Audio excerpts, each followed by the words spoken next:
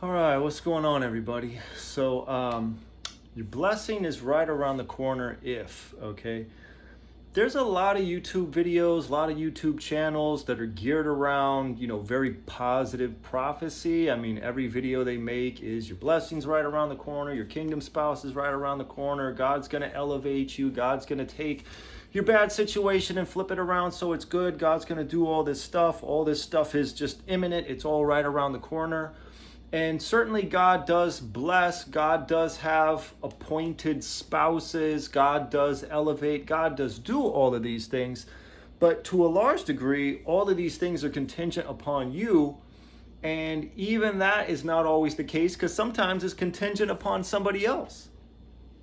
Let's take you, for example, right? Stuff that's contingent upon you. Let's say God has put on you this, this notion of a kingdom spouse, like basically a God ordained spouse, right?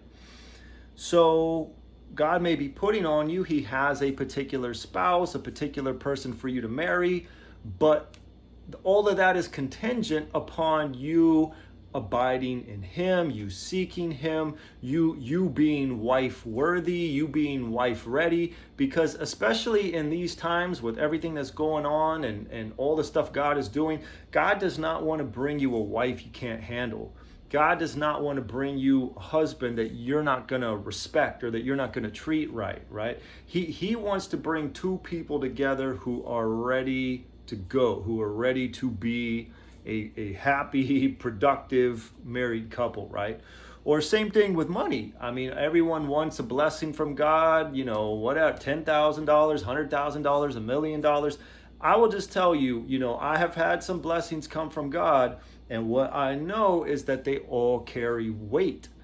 If God was to give you, see, you're thinking, most people are thinking, if God gave me $1 million, I'd do this, I'd do this, I'd do this, I'd pay off my mom's house, I'd give, $100,000 to the homeless, I'd do blah, blah. They'd map out all the stuff they would do, but is that what God would have them do? Because what you think you should do and what God would have you do might be two completely different things. God might say, put $100,000 down on a house, give $5,000 to this charity, give $5,000 to this charity, use this amount to buy gold, use this amount to just put in the bank, use this amount to pay off this person's house. You don't even know this person, but I want you to pay off this person's house. Like, he may have all this stuff he wants you to do that you're not even thinking about and that you're not close enough to him to hear about. And so if he has all these things he would want you to do with that money, but if you're not close enough to hear from him, then he's not going to give you the money, because you're going to get it and you're going to blow it. And if you blow it, you're going to be depressed and he's going to be upset and your blessings just turned into a curse. And so everything in life, really, I mean, whether it's a kingdom spouse, quote unquote, or, a blessing or a promotion or favor or this or that, it's all contingent upon, can you handle it, right? Because think about, I can't think of his name, or I don't know if it even mentions his name, but the guy from John chapter 5 who had this particular ailment, it says, for 38 years, and then Jesus healed him in a moment, basically in an instant. And what did he tell the guy after the guy was healed? He said, go and sin no more, lest the worst thing come upon you, or come unto thee, right? So this guy had a bad situation. He kind of couldn't even walk. He had this problem going on for 38 years. And then, Jesus shows up and heals him.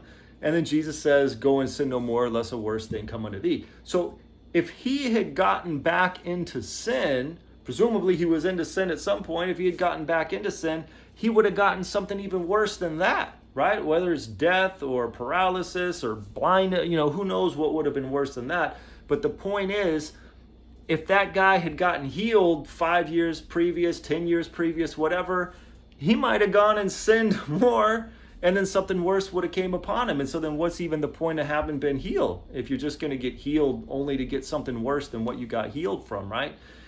God doesn't want to bless you with money if all you're going to do is blow it. All you're going to do is buy stuff he doesn't want you to buy. All you're going to do is help people he doesn't even want you to help, and you're going to not help the people he does want you to help. So, there's a lot of things in a person's life where them getting some particular thing, blessings, favor, elevated ministry, all this different type of stuff, is contingent on particular things. Maybe you've got the theology, right, to have a big ministry, but do you have the health? If you all of a sudden had a big ministry, could you handle it? See, God's telling you eat better, take vitamins, exercise, do all these things. And you're thinking, well, why do I need to do all these things? Just give me my, I just want this ministry. I just want this bigger ministry. And God's telling you, well, you can't handle that ministry yet. There's going to be a lot of pressure, a lot of expectations. A lot of people are going to be asking you a bunch of questions and wanting to know all these things. And so, I got to get you to where you can handle that before I'm going to give it to you. Because think about, King Saul, right? King Saul was a king. He was actually, I think, the Jews' first real king. And so he got anointed king. God gave him kingship. He became the king. And then it didn't take a whole lot of time before he became a bad king. And he became one of the, more cautionary tales in the Bible. One of these people, you kind of warn people about, like, hey, don't be like Saul, right? So Saul got a blessing, right? I think we would all consider being anointed to be a king a blessing, but he wasn't ready for it yet. And so David, for example, he got anointed king, but then it was something like 10 years before he actually became king. And so God had to groom him and prime him and get him ready and get him to be someone who could do well in that venue, so to speak, in that position. And so he still made some big mistakes, but he didn't make as big a mistakes as Saul did. And he did a much better job than Saul did. And we would probably say, overall that David was the best king. I mean, the Bible seems to indicate that from God's vantage point, David was the best king, right? So, are you ready for whatever it might be? Wife, car, job, power, influence, money, this, that, whatever it might be. Are you ready? Are you going to handle it right? Are you going to be a proper steward? Or your blessing's going to become curses? Now, check this out. Here's the other thing. Sometimes it's not even about you. Let's take this whole notion of like a God-appointed wife, right? A God-ordained wife. You may think, well, I'm this and I'm that and I'm ready and I've come a long way and I've got this and I've got that and, I'm just ready, God. I don't know what more I can do. And then God's up there going, she's not ready. He's like, you're right. You are ready. There's not a whole lot more you could do, but she's not ready. Or the opposite, she could be sitting over there, wherever she is, and she's thinking, I've done this, and I've done this, and I've done this, and I've done that. I'm ready to be a wife. I want to be a wife. I'm ready to be a wife. Like, where's my husband? Well, your husband's not ready yet.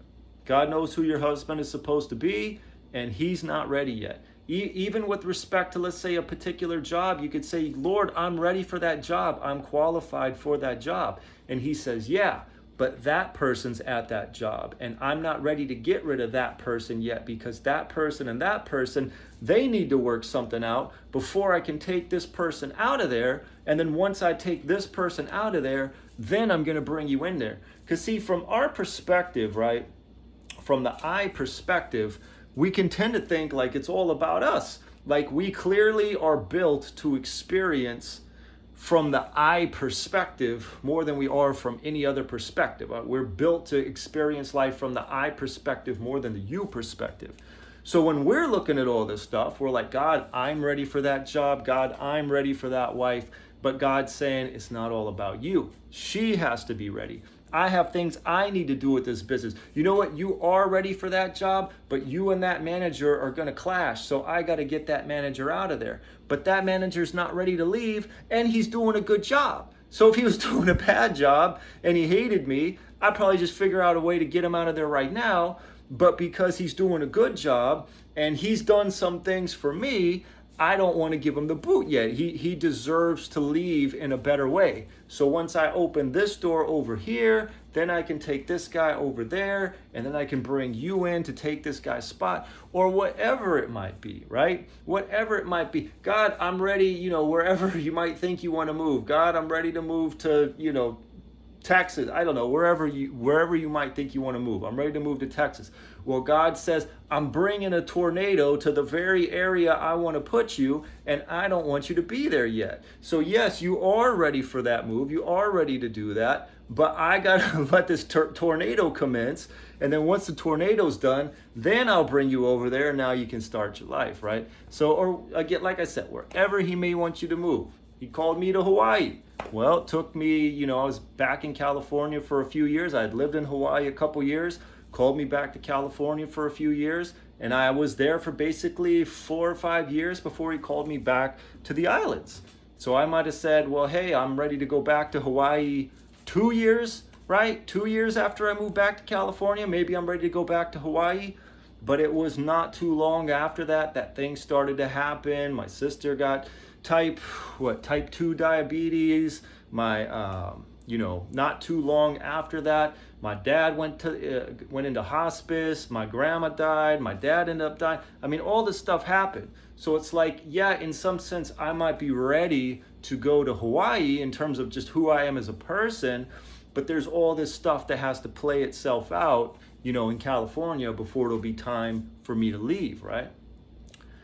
So I know this is kind of a lot of stuff to think about, but the point is just like these videos are always missing this. Not always, there's some that are better than others, but most of them are just missing this type of stuff. I know there's a lot of people sitting around thinking, their blessing is right around the corner, and God's looking at them like, I'm asking you to do this, I'm asking you to do this, I'm asking you to do this, I'm asking you to do this. You're not doing any of it.